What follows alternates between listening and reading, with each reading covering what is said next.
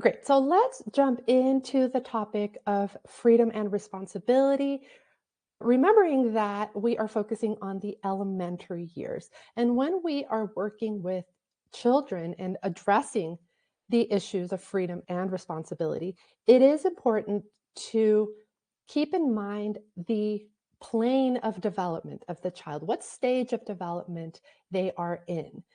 That is going to drive how you engage with the child, in the sense that what is interesting to a first plane child or a child between the ages of 0 and 6, what drives them in terms of their sensitive periods, what they're curious about, how they see the world, is very different in the elementary years. So your best bet when it comes to achieving a balance of freedom and responsibility is to make sure that you are focusing on the sensitivities or the characteristics of the child of that age. So let's start by talking about the definitions of these very important words. What is freedom? Freedom is the ability to make developmentally appropriate choices within a prepared environment. This is very different from what most people think of when they think of freedom and when they think of Montessori, right? Which is the educational method where children can do whatever they want. When we think of freedom, we are thinking of a prepared environment, right? That's a learning space. It can be in your home, it can be a classroom, where the child is supported, where their development is taken into account. And in that environment, the child can make choices. That is the definition of freedom from a Montessori perspective. Now, what is responsibility, which is the other side of the coin? Responsibility is being aware of what needs to be done and holding yourself accountable for your actions and choices. Now, a child, and really any human, but especially a child, can only be responsible for what they're developmentally ready to handle. If we give a child more responsibility than they're ready for, they're going to fail. We're going to put them in a position where they will fail. And so that's why identifying the developmental stage that your child is in and making sure that you are giving not too much, but just enough, not too little, is what's going to allow the child to be able to be responsible. And if you think of the word responsible, it's able to respond, able to make choices, able to hold themselves accountable. That is responsibility. So now we have freedom and responsibility. From a Montessori perspective, when there is a healthy balance of freedom and responsibility, the outcome is discipline. And we think of discipline as somebody punishing. I actually looked up the word discipline in an online dictionary, and it said to make somebody behave in a certain way through punishment. That was the definition. We here are thinking of a totally different perspective of discipline. Dr. Montessori wrote of discipline as being a form of active peace, of obedience, and love. Now, again, the word obedience can be misconstrued to mean doing what you're told and not asking any questions. That is not obedience in the Montessori sense. Obedience from a Montessori perspective means realizing what is the healthiest and most beneficial choice for oneself and also for the collective. And if necessary, putting aside our impulses to make sure that the needs of the collective are met. That is what obedience means. And if you want to take a deeper dive, you can go into the Observant Mind, and Dr. Montessori writes about the 3 levels of obedience. So you can look at it there. And I chose this picture because it really reminded me of working with primary children, where they want to touch plants, such as the cactus. They want to be given that freedom. They want to engage in that freedom of touching. But we have to give them the guidance so that they can engage with these plants in a responsible way. So when a child, be it primary or elementary, is given the freedom to interact in an environment and is also given the guidance to do responsibly, then they are able to get the most out of the experience and they're able to control themselves and really start to learn. Now, I'm going to jump out of this because I want you to go to the chat and tell me, what are some goals that you have for your child by the time they're 18 that have to do with self-discipline, with being responsible, with being able to manage freedom adequately? So what are some goals that you have? Pop them in the chat. So Gabriella says, making good choices when I'm not there. Yes, not relying on us all the time. Tasnia shares, she wants her child to have goals, to be self-driven. Yes, we want them to be self-starters. Pratima shares, following their own routine independently. Yes, I see a theme here, right? We don't want to be the ones always reminding our children of what to do because we're not always going to be around. We want them to grow wings and fly. Surabi says, be able to hold their own, listen to their own minds in the face of peer pressure. Absolutely. Brittany shares, having practice with time management and self-discipline. Yes. Jess says, I want my children to be intrinsically motivated to challenge themselves. And Angela shares that she wants her child to have money smarts. So important. Joanna wants her child to be level-headed and empathetic. Swetha says, I want him to be accountable and do his work without any reminders and make good choices. Rebecca wants her child to be true to themselves versus what society or their friends say they should do, to clearly understand what they need to do to reach their goals and plan their time and energy to do it. Becky wants her child to be able to do the wise thing even when others don't. And Gabriella wants their child to have self-confidence and to not be easily swayed. And you're welcome to keep adding ideas, but we're seeing some trends here, right? We're seeing that we want our children to have a mind of their own, to be confident in who they are, to make healthy decisions without us, without having to rely on somebody else, but to be their own person. So important.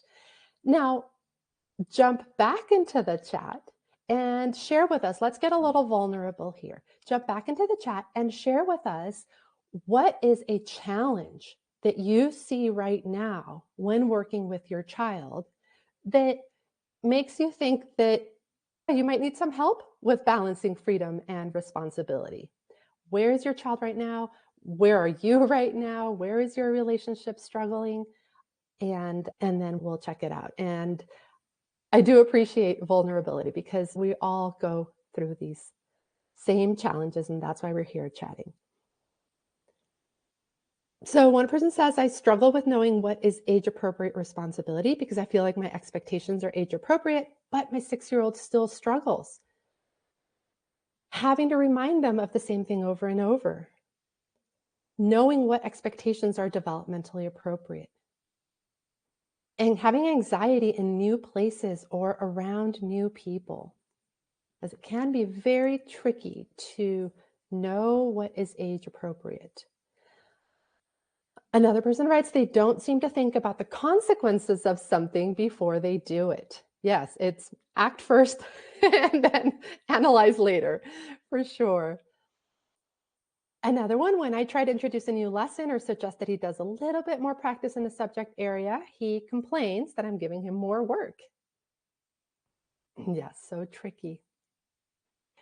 Given the freedom, he starts many interesting projects and doesn't sit down to work on them or finish them.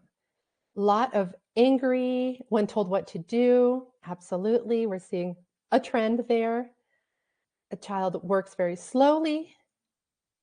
I wonder if he can meet demands in his big goals for the long term and getting overwhelmed.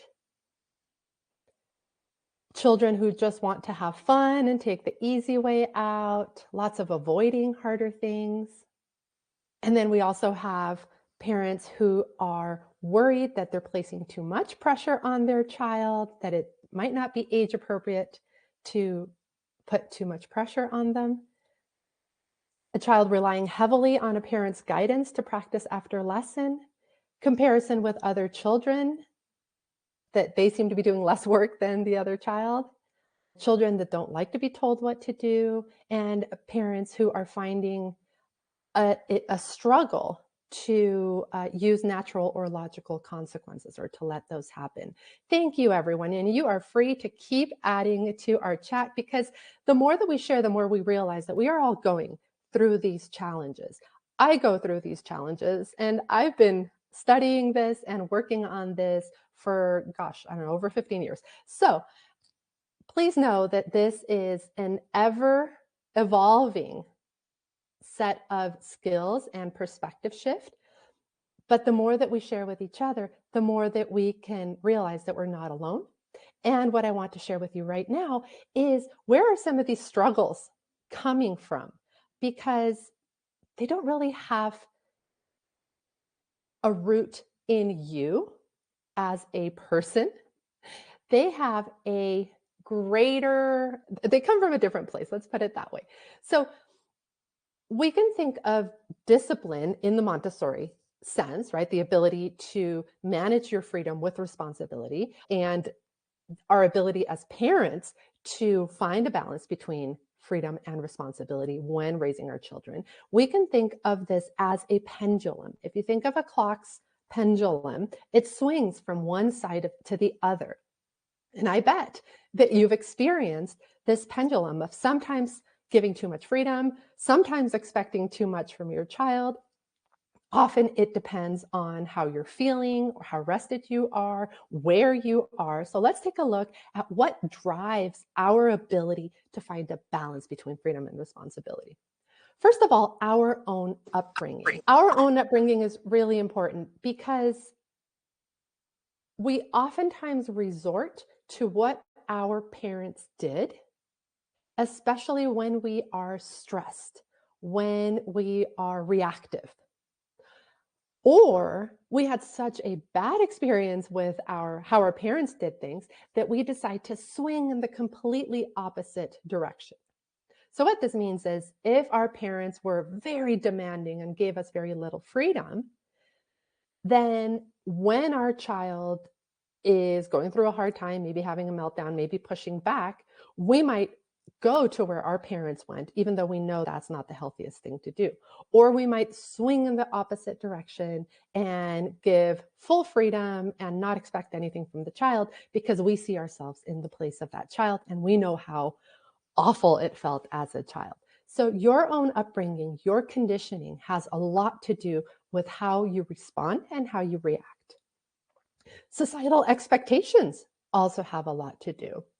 How many times, and I've gone through this a lot, you know that you can have a good balance of freedom and responsibility at home with your child, but when you are out in public and your child is exhibiting a behavior that requires you to set some limits or to offer some freedoms, you might be pressured, you might feel pressured by the public, by the people who are around you, friends, family, or even strangers, to act differently than you would at home. Those societal expectations are very real, and they pop up when we are feeling least secure in our abilities. And also cultural trends. We are all influenced by social media, and there are clear parenting trends in social media and in pop psychology that very much influence what choices we make. Currently, there is more of a trend towards respectful parenting, which is wonderful, and that's what we focus on.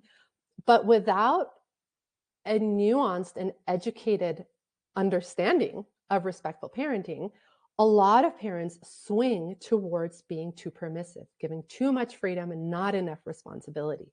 And so that discipline does not arise. So we have to be very aware of our own upbringing, of the expectations society places upon us, and of the messages that we're getting from cultural trends. Now, I want you to think of freedom and responsibility as a continuum. Okay, we all lie somewhere in this continuum. So you'll see on the left of your screen an arrow in freedom, right? So at the bottom is low amount of freedom. At the top of the arrow, where the little pointy part is, that's a high amount of freedom. Now, responsibility down the across your screen, responsibility over at the corner is very low responsibility, and over by the tip of the arrow is very high responsibility. That's giving a lot of responsibility to children. We all land on some part of this continuum, and we can go back and forth. So most of us are not stuck. Now, let's take a look at what happens in each of these quadrants and how we might inadvertently be contributing. It is possible for a child to experience low freedom and low responsibility, but this is most common in very unhealthy family dynamics. And the fact that you are here signifies that you are very aware of the dynamics in your family and that they are mostly healthy. They're not perfect because none of us are perfect. We're all a work in progress, but they are mostly healthy or moving towards healthy. There's an intention of being healthy. When a child is given low freedom, that means they're always being told what to do, but low responsibility, they're not really allowed to execute these things that they're being told to do. Then they become emotionally paralyzed. They don't have tools. And so they just wait for direction to do anything. They don't have confidence, they don't have motivation, and they avoid challenges at all costs. This is the type of child that I think teachers might see because they work with such a broad spectrum of children, where children need constant reminders to complete even the simplest task. They don't make any independent choices because they're so paralyzed with confusion and fear, and they don't contribute at all to their environments. And the adults that generate these kinds of behaviors in children make all the decisions for the child, but they're constantly nagging, rescuing, but not from a place of love, more from a place of dysfunction of the own parent. And in reality, this is developmental neglect. And again, this is probably not where any of you are, but it is important to be aware that it exists. But now let's go over to the high freedom, low responsibility quadrant. This is where a child is given so much freedom. Really, this is the mistaken idea of Montessori, right? Do whatever you want. And the adult is not creating limits around what the child can do, is not providing an environment that also provides limits. So what does this look? So the characteristics of a child who experiences high freedom and low responsibility is a child who struggles to accept limits and rules. They want to do what they want to do. They often start tasks, but they don't complete them. And this is normal to a point. Every child, every person, no matter how old or young, will start tasks and sometimes not complete them. But this is to a point where it's chronic. They don't see the value and they don't seem to have the tools to complete tasks, even when they want to. They avoid accountability or they expect others to fix problems. It might look like a child that moves from one activity to another without cleaning up and after half an hour has a gigantic mess on the floor. Might be a child who argues when they're asked to contribute at home. Well, why do I have to do this? Especially in the elementary years when that why question comes up and when the comparisons come up. My brother doesn't have to do this, or, my friend at home doesn't get any chores. So why do I have to do this? This child might struggle with social situations because they always want things their way. And after a while, they realize that's not the way that things work in the world. Now, inadvertently, adults who end up in this quadrant might be contributing by allowing excessive freedom without having any expectations for the child. There is very little trust in this quadrant that the child is capable of doing anything that might seem a little challenging at first. The adult in this quadrant will avoid enforcing limits in order to avoid conflict. So it is uncomfortable and it might even be a little scary to set limits, especially with a child who's used to having high freedom and low responsibility. And people in this quadrant, we sometimes end up just avoiding the whole situation, walking away, doing it ourselves. And adults that are in this quadrant will also end up cleaning up after the child, fixing their problems, just over functioning in general for this child. Now, the other end of the continuum is children who experience low freedom with high levels of responsibility, high expectations. Now, characteristics of children in this quadrant are children who follow rules, but they wait for direction. They don't want to do anything until the adult tells them. They're hesitant to take risks or to make any independent decisions. So they wait. These are waiters. They fear making mistakes, or they look for constant approval from the adult. And this might look like, so some clues that your child might be hovering around here is that they complete tasks only because an adult assigned that task. It's not because it was something that they wanted to do, not something that they chose. They don't even feel that they have the voice to speak up and make any choices. They are constantly seeking adult approval of their work and of their behavior. And if you ask them, what do you think about your work, or what do you like most about your work? They won't know what to say because they have been conditioned to focus on the adult's approval. These children also tend to struggle with open-ended exploration or independent thinking. If you ask them, what do you want to do with this project? Where do you want to take this project? They don't know. They tend to be afraid to think critically because they might end up thinking differently than the adult. And so they just take their cues from adults. And we might be inadvertently contributing to this phenomenon by controlling the child's schedule and making all the decisions for them. This might be what the child wears, what the child eats, exactly when they go to sleep, not just go to bed, but they force them to go to sleep. And adults might be imposing consequences that are not natural. They don't just happen because of a choice that the child made, but they are imposed and have nothing to do or very little to do with the child's decision. Parents in this quadrant often emphasize obedience over independent thought. So they will say, oh, my child is a really good girl because she always does what I tell her to do. And they focus on preventing mistakes instead of allowing natural learning. So in this quadrant, there's a lot of, oh, here, let me do it for you because you might break it. And as opposed to understanding that children need to learn on their own. You might find yourself consistently in one quadrant, or you might swing on that pendulum from one quadrant to another, from high freedom, low responsibility to low freedom, high responsibility.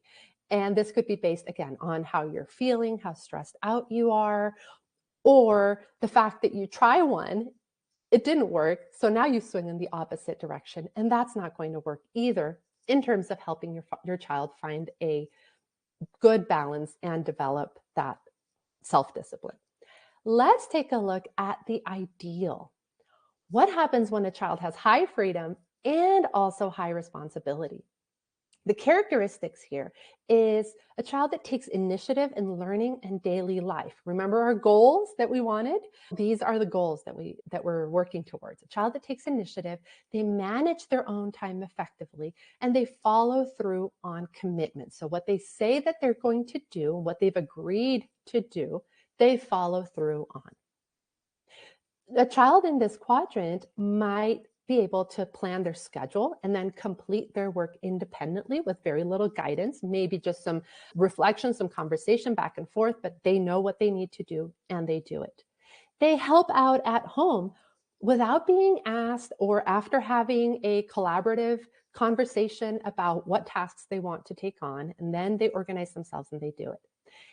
Children in this quadrant navigate social situations and they problem solve collaboratively. They take turns, they are empathetic, they understand the other person's perspective, and they also know how to voice their opinions, how to set limits, and how to hold those limits. Now, we can contribute towards moving our children and our relationship towards this quadrant by providing choices with clear limits. And we'll talk a little bit about what this sounds like. We can also allow mistakes and natural consequences and offer empathy when the natural consequences occur without lecturing. And we can support independence while remaining available for guidance. So we can become more like a coach or a consultant and less like an authority figure that is always saying what to do. So this is the ideal. And remember when we were talking at the beginning that it's important to know where your child is developmentally. So if you consider the elementary years, it's a 6-year span. And the elementary years are what is called an uninterrupted plane or an undivided plane. That means that the child has very similar characteristics or sensitivities or sensitive periods, if you've heard it like that, throughout the entire plane of development. So what this allows you to do is to become really familiar with your child, because they're not going to go and change in 1 or 2 years if they're a 6 or a 7 or an 8-year-old. So you can become really familiar with your child, understand what is driving them, read about the sensitive periods, and start to make little shifts to help your child move towards this quadrant. And before we go on to what does this sound like and look like in practice, I want to point out that children will function very differently when they are with 2 different adults who have a different balance of freedom and responsibility, or when they are in 2 different environments, for example, in a classroom or at home, or Cub Scouts and at grandma's house who lets the child do whatever they want. And why I'm bringing this up is because it's proof that if we want to see changes in our child, then we have to start by looking at ourselves, looking at our own behavior, and making changes to our environment. And so what we're going to look like at right now is what we can do to start making these little changes. And I want you to understand what is behind these changes. So the first thing that you can do is start small.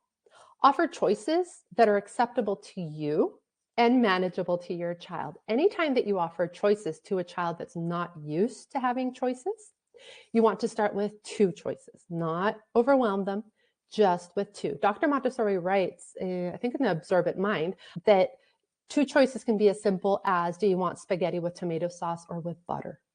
That's how simple it is. So in terms of homeschooling with an elementary child, your choices could be, should we start with cursive or math? A very authoritarian or parent, or a parent that offers very little freedom, would say, we're doing cursive, math, and science in that order. And if this is where you are right now, I want you to just have a gentle awareness of where you can shift towards. Now, if you are more in the freedom side and the high freedom side, it might sound like, do you want to do school today? Do you see how open that is? It's way too open, and it really allows the child to say, no, I don't. And if that choice is not acceptable to you, you just put yourself in a bind. Can you please mute yourself? Make sure that you check your mic and mute yourself. Thank you. Okay, the next one. We want to give real responsibilities. So we want to delegate to our child, but in addition to taking care of themselves, we want them to feel that they're contributing to the family. So start with one task, have a conversation, have a family meeting, involve the child, give them choices, but also take time for training and give them limits, but don't micromanage. And I know this is a lot, but these are little bits and pieces that you're going to start noticing and start adding. And when you look back 6 months from now, you're going to notice what a change it made. So what that can sound like is, in order to reach that good balance of freedom and responsibility, is you can choose how the towels get folded so they fit in the drawer. And here's one way of doing it. So here's one way of doing it is taking time for training, it's modeling. So they fit in the drawer is the limit. And here the limit is provided by the environment. So you don't even have to provide the limit. It has to fit in the drawer, otherwise the drawer won't close. And the choice is, and you can choose how towels get folded. So you see, you have all of those elements of freedom and responsibility in just 2 sentences. Now, if you are a parent who is right now on the strong side of responsibility, so having too many expectations or being too firm and inflexible, that might sound like you're doing it wrong, do it my way. Now, if you're on the other end of the spectrum, it might sound like it's okay to leave the towels on the floor, I'll fold them for you. We're not giving the child any responsibility, no limits, etc.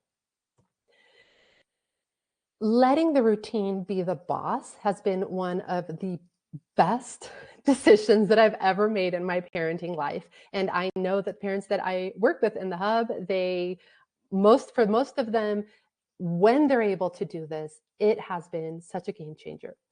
What we want to do is collaborate to establish a routine that balances what they want to do with what they need to do.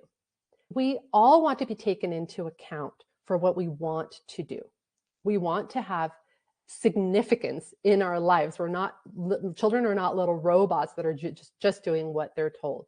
They want to feel that sense of agency. Agency is crucial in the elementary years. And we want to clarify what the child is committing to doing.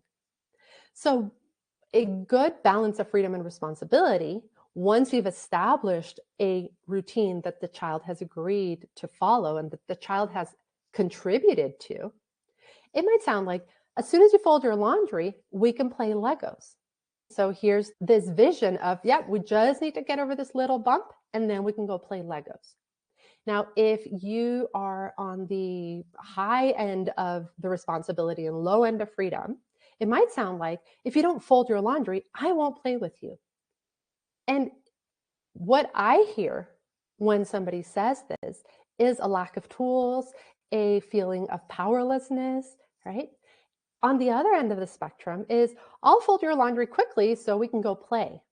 And that as well is a lack of tools and a lack of feeling empowered. You feel like you have no power, so I might as well just do the thing so we can move on. Or I need to threaten my child because I don't have any other tools, and otherwise they won't do what they need to do. So this is where the balance lies. And finally, we want to allow natural consequences. Now, natural consequences are very different from logical consequences or even from punitive consequences. Natural consequences happen as a direct result of a choice. So if you leave your jacket at home, you're going to get cold, right? If you don't have dinner, you're going to be hungry. Those are natural consequences. Logical consequences are also helpful, but they are very nuanced because they can very quickly become punitive. Logical consequences are when you've decided together what will happen if something doesn't get done. And this ties back into letting the routine be the boss.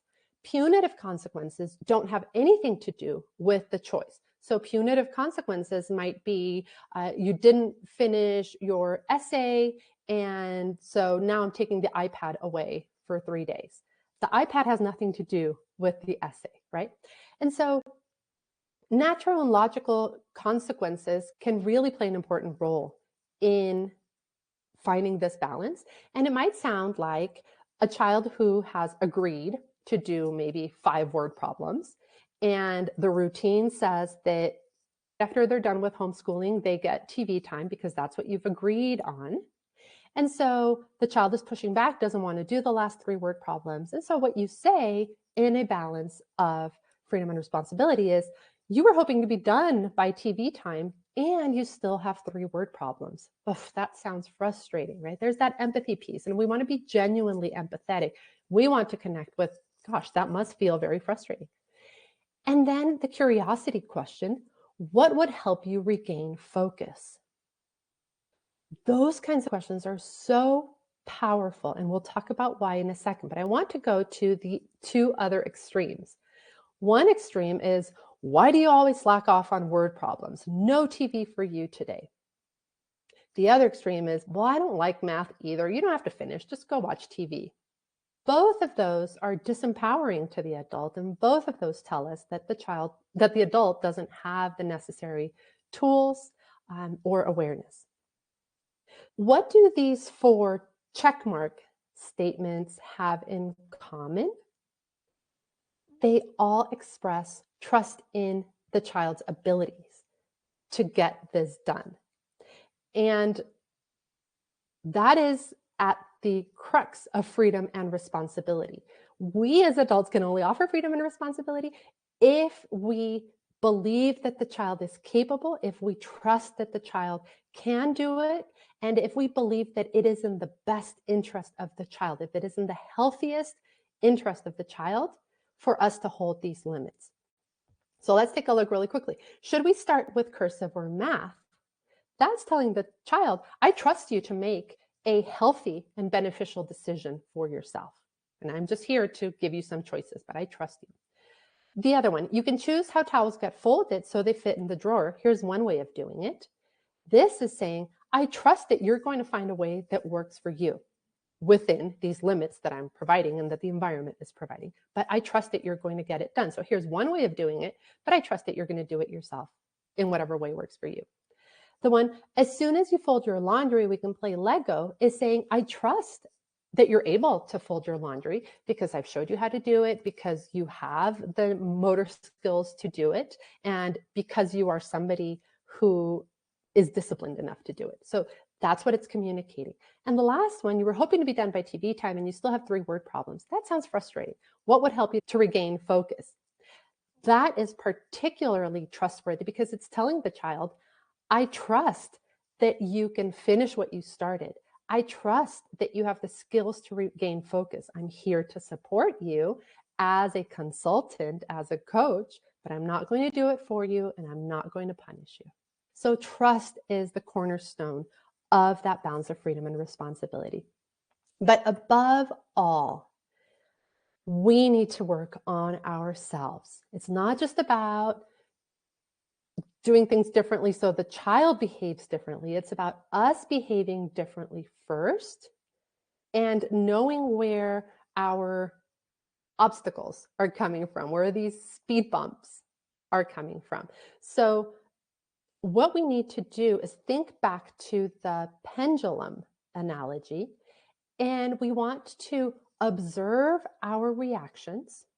Wow, I gave way too much freedom there, or wow, I put too much responsibility on this child's shoulders. And I know that because the child is really pushing back, or they've shut down, or because now the child has run away to play and now I'm left to do everything on my own when I know that he can do it. So observe your reactions and in the aftermath of the reactions and reflect on the source. Oftentimes we get stuck in guilt and shame. Oh, I'm a bad parent. My child never listens to anything I say. Or on the other end of the spectrum, oh, I'm a bad parent. My child can't make any choices because I've always been telling them what to do. I micromanage. Reflect on where your behaviors are coming from. They're not really about you. It didn't start with you. It started elsewhere. Reflect on that source. And then learn new strategies. If you notice that you're being too permissive, you're giving too much freedom, learn some strategies to hold stronger limits. And if you're in the hub, the Positive Discipline video library has tons of videos that can help you with that. If you are more on the high responsibility, low freedom end of the spectrum, then notice what you can do to give your child choices, to collaborate, to work together in order to loosen some of your expectations a little bit to make them more age appropriate. And then just adjust your response, right? So just go back, try again, give yourself grace and give your child grace. Try again. And little by little, I know my hub members, I always tell them that we make 1 degree turns. And that's what I want to leave you with. Imagine you have a giant, one of these container ships, one of those giant freighters. And they're navigating on the ocean, and all of a sudden they realize that they are pointing towards Florida, and they need to be pointing towards Maine, right? They need to be pointing onto the other side of the east coast of the United States. Now, if the captain just tries to turn the ship around immediately, what's going to happen is the ship might capsize because it's so big and it's going fast and it's really hard to turn. But if the captain starts making 1 degree turns every 15 minutes, turns 1 degree, another 15 minutes, another 1 degree, little by little, that ship will turn. The ship will be safe, the cargo will be safe, and eventually that ship will be pointed in the right direction and it will reach its destination. And so that's what I want you to think about. What are the little 1 degree turns that you can make right now that will either allow you to offer more freedom or allow you to give more responsibility to your child, depending on where you're on that spectrum, so that you find a better balance of freedom and responsibility. And let's conclude with a quote by the brilliant Dr. Montessori herself. She said, young people must have enough freedom to allow them to act on individual initiative, right? So that's the freedom part, individual initiative, choice. But in order that individual action should be free and useful at the same time, it must be restricted with certain limits and rules that give the necessary guidance. So the key here is, in order that individual action should be free and useful at the same time. It's not just about freedom. It's about freedom in the interest or in the service of the child's development. So useful. It must be restricted with certain limits and rules that give the necessary guidance, right? So we offer limits and rules with the purpose of guiding, not the purpose of controlling, but the purpose of guiding. And if you want to look up this quote, it's in From Childhood to Adolescence, which is the book that can help you understand the elementary child and even a little bit the adolescent child.